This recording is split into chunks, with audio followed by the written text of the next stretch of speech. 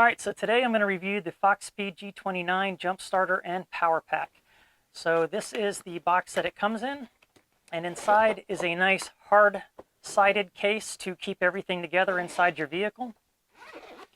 Inside here are your accessories, but first let's get out the unit itself, and this is what the unit looks like. This was charged to about 80-something% when I first opened it. I've used it and tested it already, so right now I'm showing it 84%. But on this unit, you have your display to tell you what percentage of life you have left in the battery. Then you also have a DC output, your Type-C USB input and output. It does come with a light. By depressing this button and holding it down for 3 seconds, you've got a regular light. You've got an SOS beacon, then you have a strobe, and then just hold it down again and it will go off. Also with this unit, you have 2 different USB outputs, and there's the light. And then also, if you pull back this rubber flap, that's where your jumper cables go into. So on the flap here that separates your accessories from the unit, it does give you clear directions on how to jumpstart your vehicle, so that's nice to have without getting out the owner's manual. Your accessories, it comes with the jumper cables. It also comes with your USB Type-C, which you use to charge the unit. Also, this is an output, so you can use this to charge other units through the USB Type-C as well. It's not just an input to charge the unit. With the USB Type-C comes a wall adapter so that you can actually plug this into the wall and you don't have to find one of these on your own. And then also you've got your DC output for a cigarette lighter type unit. So if you are having issues with your cigarette lighter and maybe you've got a GPS that runs off of it, you can actually run that off of this. This is something that my other units don't come with, so that is very handy to have. And then it also comes with the user manual, which tells you also how to jump your vehicle properly, the different codes that you might get on the readout on the jumper cables, as well as some other good advice in here that you should read before using the unit.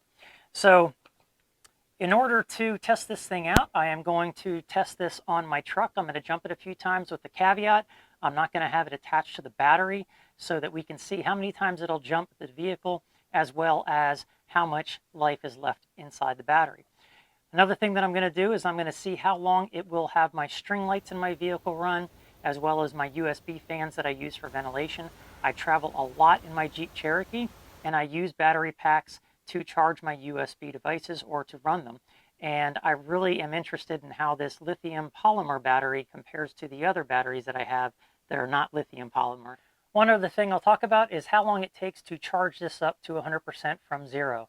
If I'm going to use this every single day, I do want to know how long is it going to take to charge back up once I run this down from usage. So let's go ahead and get started. All right, so the FoxPeed battery jump pack is good for an 8-liter gas engine or up to a 6.5-liter diesel engine.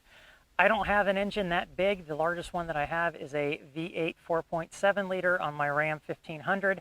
So that's what we're going to go ahead and do the test on. So first, let me show you how to hook this up so that you can jump your vehicle. First off, before doing anything, you want to make sure that your screen reads at least 50% in the battery, or you could damage it if it's below that. So I've got this fully charged at 100%. So all you need is the battery pack. There is a rubber thing here that says engine start. You flip that back. You take your battery cables. There's only one way for this to go in. Go ahead and press those all the way in.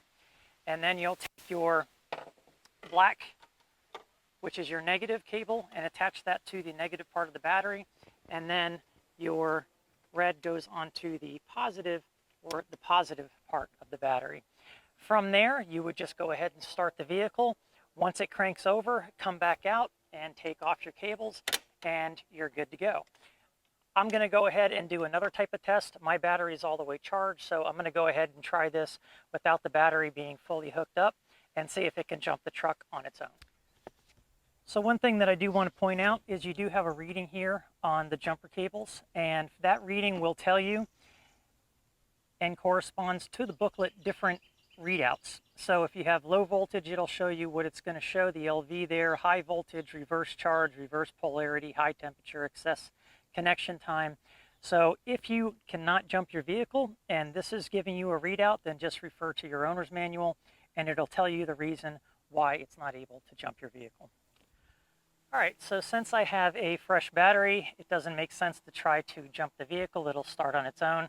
So what I have done is I've removed the positive cable. It is not attached to the battery. I've got the cover over the top of it. So the voltmeter is going to show you what the volts end up coming up to when I go to jump this.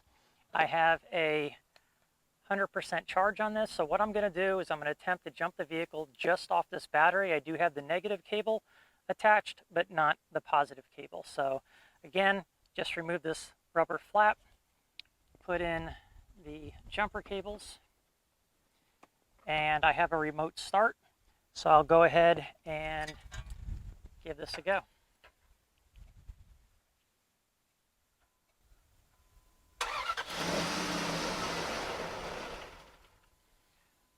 All right, so that was one start, and it is still showing at 100%. So I will give this a minute to rest. You don't want to keep jumping this over and over again without letting it cool down. So in between each of the starts, I'm going to let it cool down for 1 minute as shown in the owner's manual.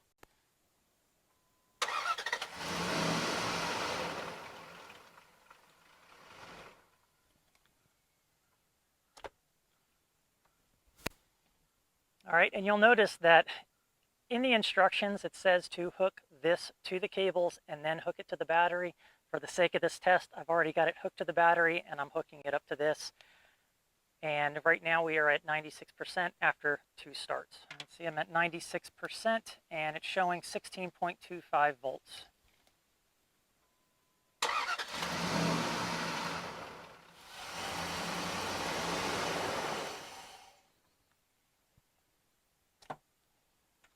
All right, so after the 3rd start, we are still at 92%. For the sake of showing what this battery pack can do, I've went ahead and disconnected the entire battery. So now I just have the cables attached to the battery, or the actual cables to the vehicle, without any kind of battery assist. So we'll go ahead and, you can see this or not, but this is at 0.13 volts. And this is jump number 4.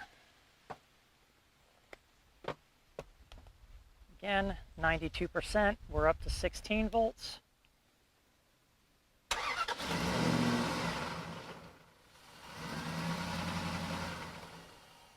All right, so you can see that completely disconnected from the battery, it still jumps the vehicle. Now we're at 88% with 4 starts. So we'll do one more.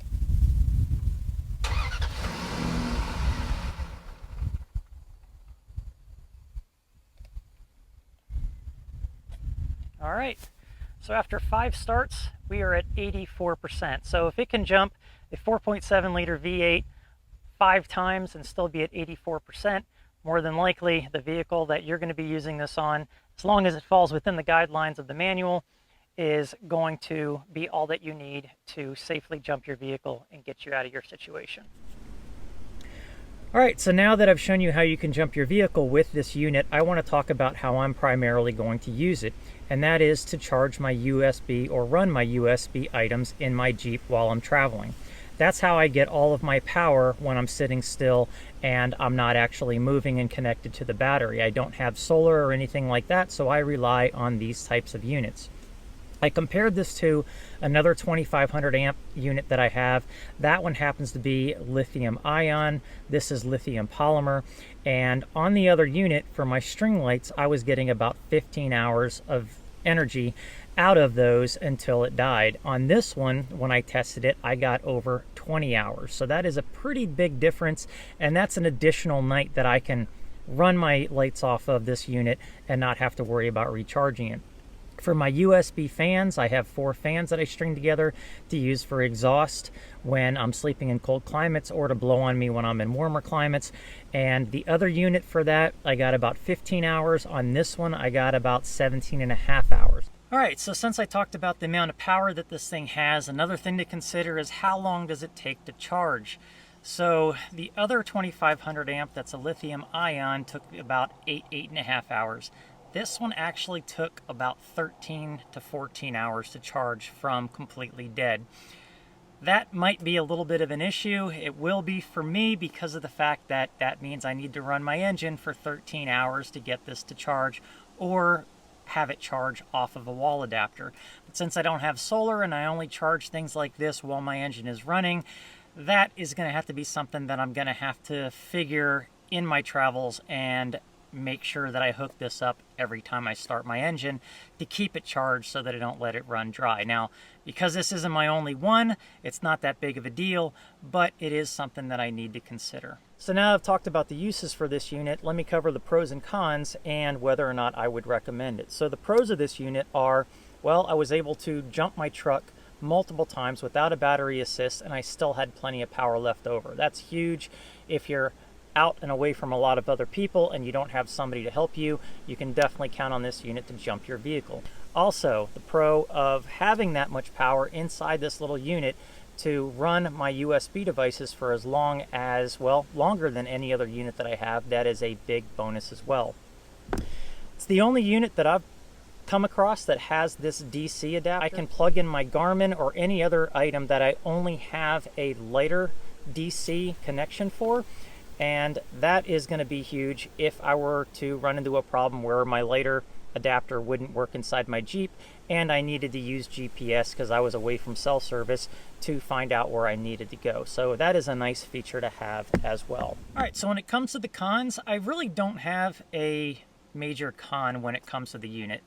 Obviously, the fact that it does take so long to charge from zero is going to be a con for me, but if you're just using this every now and then, you go out camping, you're going to use it for a couple of nights, you come home, you plug it in overnight, no big deal. So I can't really say that that's a con, but 8 hours versus 13 hours is a big difference for somebody like me who's going to be away from a wall charger for a very long time. So obviously better to have more than one, so pick up two. So one other thing that I'd like to see is that it come with a micro charge or at least a micro adapter. So this requires a Type-C to charge it. Most of my units, like my Bluetooth units or my Bluetooth microphone, all have micro charging accessories. It'd be nice if it at least came with an adapter so I could still use that cord versus having to carry around just a Type-C cord. It's not, again, that big of a deal, but for somebody like me who already has a lot of plugs inside the vehicle, a lot of different cords, I'd like to figure out a way to minimize that, so to even have an adapter would be nice. And then one other little thing, again, it's not really a con, it's more of an improvement area. I really didn't think that I'd care about a dust cover until I had a dust cover on my other unit, and it actually did help in preventing dirt and debris and dust from getting inside. So the way that I use this, it does tend to get dirty. Also, if you've got an older vehicle that doesn't have good seals and you get dust inside your vehicle, and this is inside the door like mine is oftentimes, a lot of dust is going to get inside. So having a dust cover would be great. Again, not a deal breaker, but it is something that I'd like to see on a product like this. Other than that, everything else is positive. Actually, it's pretty much all positive. So would I recommend this device? Absolutely. I really don't have any downsides to this. They were all pretty much positives. And since I've already used it to jump my own vehicle multiple times, had plenty of power left in it, I'm going to continue to use it. This is now making its way to the top of my jump packs that I currently carry in my vehicle, and I have 5 of them. So for that reason, I do recommend purchasing this product. Take a look at the links in the description and in the comments for how you can possibly get a discount on this and to check out the unit yourself. So feel free to leave your comments below, what you thought about the review, what you think about this jump pack, and thanks for watching.